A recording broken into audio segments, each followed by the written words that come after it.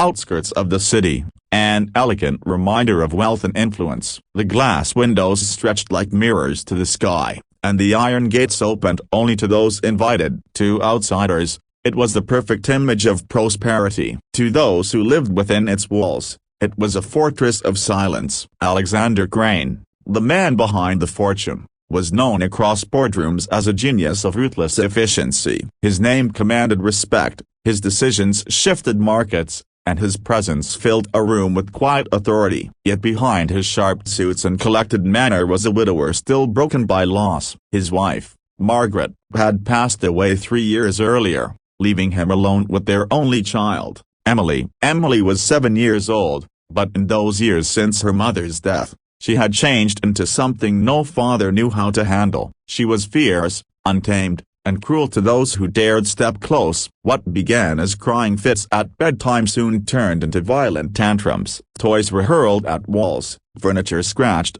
curtains ripped down. She refused to eat meals, screamed at staff, and locked herself in her room for hours. The house was no stranger to maids, nannies, and tutors. Each time a new woman arrived, Alexander held his breath, hoping someone might break through his daughter's defenses. But Emily burned through them one by one. Some left in tears after only a few days, overwhelmed by the insults Emily threw like daggers. Others stormed away in anger, vowing never to return. One maid had lasted only 3 hours before Emily poured a pitcher of milk over her head. Another was seen sprinting down the driveway, her hair tangled with glue Emily had smeared across a pillow. The mansion became infamous in the service agencies, a place staff refused unless desperate. Alexander was at his wits' end. He had built empires, negotiated billion-dollar deals, and held his ground against ruthless competitors, yet he could not negotiate with his own daughter. In his rare moments of vulnerability,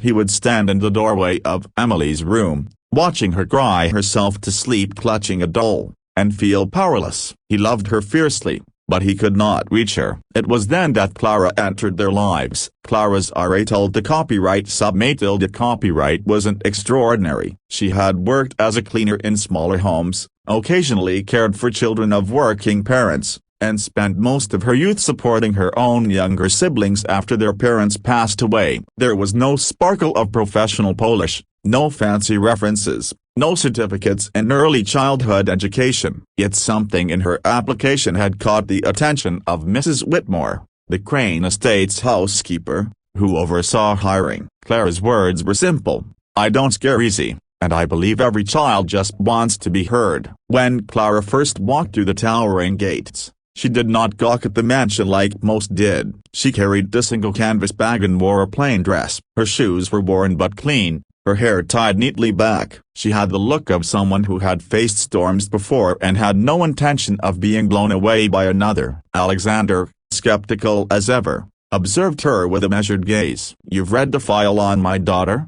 he asked during her brief interview. "I have," Clara replied, her voice calm but steady. "And you still want the job?" "Yes, sir." He raised a brow. "Most don't make it a week." Clara's lips twitched with the hint of a smile. "Then I'll consider it a challenge." Her confidence intrigued him, but he dismissed it as Natal de Macron via optimism. Still, he was desperate. He gave her 1 week. The true test, however, came from Emily. On Clara's first day, she entered the child's room with a cheerful greeting. "Good morning, Emily. I'm Clara. I'll be helping take care of you." Emily sat cross-legged on the floor, staring at a pile of building blocks. Without even looking up, she snapped, "Go away. You'll quit by Friday." Unfazed, Clara sat cross-legged on the carpet across from her. "Friday's a long time away." "What are you building?" Emily's eyes darted up, narrowing in suspicion. Most maids would immediately start ordering her to clean up or would beg her to behave. Clara just sat there,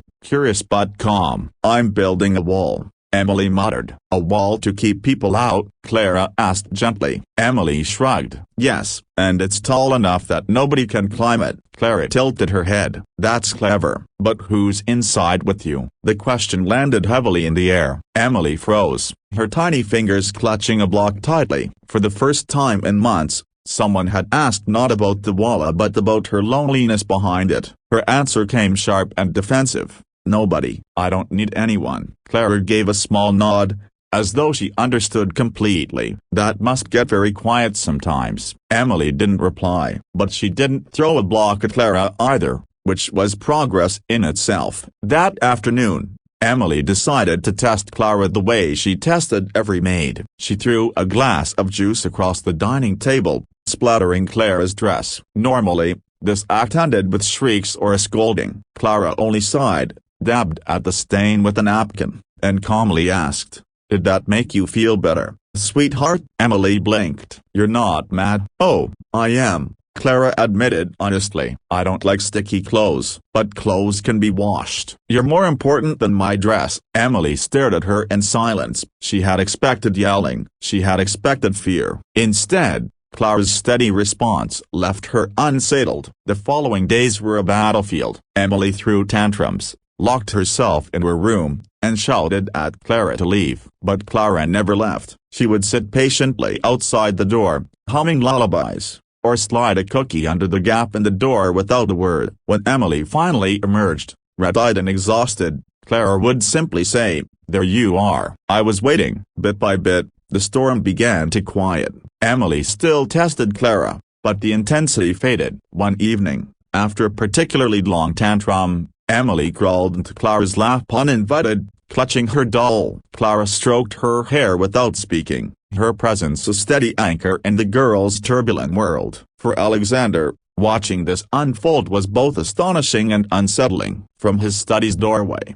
he would see his daughter curled against Clara, listening intently as Clara read stories, or laughing softly at Clara's silly mistakes while folding laundry. It was the first time since Margaret's death that Emily had allowed herself to laugh. One night, as he passed by the living room, Alexander froze at the sound of giggles. There was Emily, her hair messy but her smile wide, painting butterflies on sheets of paper while Clara guided her little hand. "You see," Clara said warmly, "butterflies aren't perfect. Their wings are never the same on both sides, and that's what makes them beautiful." Emily nodded, her eyes shining. "Like Mama's paintings." The words pierced Alexander's chest like a blade, but instead of breaking into tears, he watched silently, realizing Clara had accomplished something no one else had. She had unlocked a door inside Emily's heart, a one he thought would remain sealed forever. Yet, as days turned to weeks, Alexander also began to notice something else. It wasn't only Emily who was changing, it was himself. For years,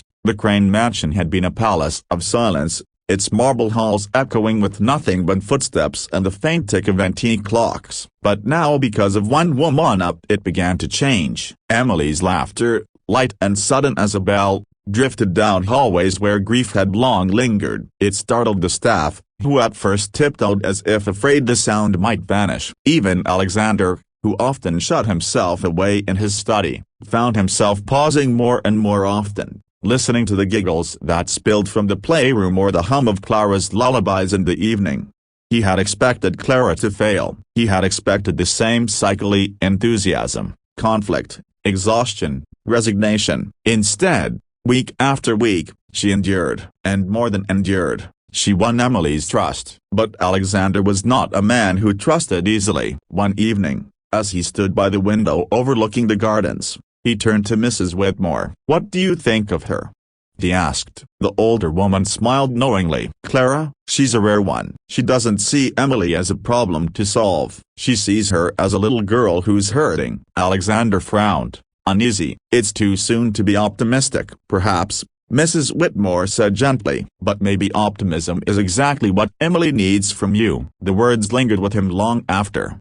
The true test came on a rainy afternoon. Thunder rumbled, and Emily refused to leave her room. Clara knocked softly. "Go away," Emily snapped from behind the door. "Not until I know you're all right," Clara replied. Silence. Then, a muffled sob. Clara slid to the floor and leaned her back against the door. "Storms used to scare me, too," she said softly. "When I was little, I'd hide under the table with my brother and sister. We'd count the seconds between thunder and lightning. It helped us remember storms don't last forever." The crying quieted. A small voice whispered, "You had a brother and sister?" "I still do," Clara said. "They're grown now. But back then, it was my job to look after them. I wasn't always perfect, but I never left them. Not once. The door creaked open. Emily's eyes were red and puffy. You promise you won't leave me? She asked. Clara bent down, meeting her gaze. I promise, Emily. I'm here. For the first time, Emily threw her arms around Clara's neck. Alexander witnessed the embrace from the hallway. Something inside him shifted. His daughter, who had rejected comfort from everyone else, even him, was finally reaching out. He should have felt relief, and he did, but there was also an ache, a sense of guilt. Why couldn't he do what Clara had done? That night, he couldn't sleep. He poured himself a drink and wandered the halls, his thoughts restless. Eventually, he stopped outside the kitchen. To his surprise, Clara was there, quietly tidying up. She looked up when she saw him. Mr. Crane, she said politely. You're still working? She shrugged. Emily dropped flour everywhere during our baking experiment. I didn't want the staff to deal with it in the morning. Alexander studied her. Most people would have given up by now. Clara dried her hands on a towel. Most people see Emily's anger. I see her grief. She lost her mother. Mr. Crane, anger is the only language she knows to protect herself. Her words struck him harder than he expected. For a long moment, he said nothing. Then, quietly, and you? Why haven't you left? Clara's gaze softened. Because she doesn't need another person walking out of her life. And maybe broken bar. She hesitated. A broken bar. Maybe I know what it feels like to be left behind. Alexander's chest tightened. He wanted to ask more, but something in her eyes told him not to push. Instead, he gave a curt nod and left, though her words echoed in his mind long after. Days turned into weeks. The bond between Clara and Emily grew stronger. Emily began eating at the table again, brushing her hair without protest, even helping Claire water the garden flowers. The staff whispered in astonishment. But it wasn't just Emily who changed. Alexander, too, began spending more time outside his study. He found himself joining them at the table, listening to Emily chatter about butterflies and baking. He began to notice details like the way Clara listened so intently when Emily spoke, or the patience in her voice when the girl grew restless. He noticed the way Emily looked at Clara, as though she were the safest place in the world. And slowly, something began to thaw inside him. One Saturday morning, Emily dragged both Clara and Alexander into the garden. We're having a tea party, she declared, her eyes shining. She arranged cups and plates on a little blanket. Clara played along, pretending to sip tea, while Alexander sat stiffly, unused to such games. Daddy, you're not drinking, Emily scolded. Alexander lifted the tiny cup awkwardly. Ah, yes, delicious. Emily giggled, delighted. Clara laughed too, and for a moment, the weight in Alexander's chest lifted. He looked at the two of Thema, his daughter, smiling, Clara's laughter ringing in the air, and realized he couldn't remember the last time the house had felt this alive.